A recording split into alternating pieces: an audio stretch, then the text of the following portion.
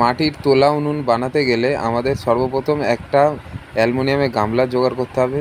তারপরে মাটির ডালা নিয়ে সেই মাটির ডালাকে একটু একটু করে দিয়ে, যেরকমভাবে আমি দিচ্ছি এইভাবে হালকা হালকা করে দিয়ে সমানভাবে ও মাটির গামলাটাকে ভরাট করতে হবে। মাটিটাকে গামলার মধ্যে ভরাট করার পর হাতটাকে ভিজিয়ে খোলটা যাতে উনুনের বড় হয় তার জন্য সুন্দরভাবে আমাকে শেপ এনে সেটাকে রোদ্দুরে একদিন শুকিয়ে নিতে হবে। একদিন পর রোদ্রে শুকিয়ে নেওয়ার পর তার ওপরে আবার মাটির একটু একটু করে মুন্ডু দিয়ে একটা প্লাস্টিকের কৌটো দিয়ে, যাতে যেখানটায় থেকে কাঠ দেওয়া হবে সেই জায়গাটায় দিয়ে তার ওপর আবার একটু একটু করে মাটির মুন্ডু দিয়ে পুরো ভরাট করে সুন্দর করে শেপ নিয়ে তৈরি করতে হবে। কৌটোটা দেওয়ার কারণ হচ্ছে যাতে যেখানটা কাঠ দেওয়া হয় সেইখানটা যাতে গোলাকৃতিটা খুব সুন্দরভাবে হয়, তাই জন্য এই কৌটোটা দেওয়া হচ্ছে।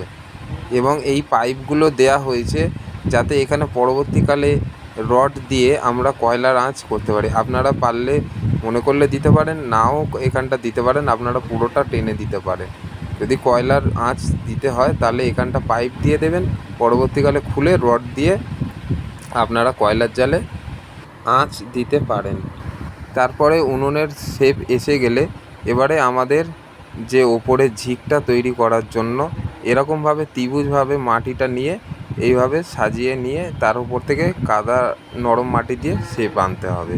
পরের দিনকে আমাদের এই কৌটোটা খুলে বার করে নিয়ে ছুরি দিয়ে চেঁচে প্লেন করে নিতে হবে, তাহলে সুন্দর শেপ চলে আসবে। আমি এই উনুনটা তৈরি করেছি প্রখর গরমে, যার জন্য আমার একদিনে এরকম খটখটে শুকিয়ে গেছিলো। আপনারা অন্য সময় যদি করেন তাহলে যতক্ষণ না শোকাচ্ছে ততক্ষণ পর্যন্ত আপনারা কিন্তু এরকম চাঁচবেন না, নাহলে ভেঙে যেতে পারে। তারপরে শুকিয়ে গেলে ভালোভাবে চেঁচে নেওয়ার পর এইভাবে কাদা গোলা মাটি দিয়ে সুন্দরভাবে প্রলেপ দেবেন, দেখবেন সুন্দর শেপে এসে গেছে। আমার উনুনটা তৈরি হয়ে গেছে। আপনারা ভিডিওটা দেখে কেমন লাগলো কমেন্টসে জানাবেন। প্লিজ লাইক, শেয়ার, সাবস্ক্রাইব করে দেবেন। ধন্যবাদ।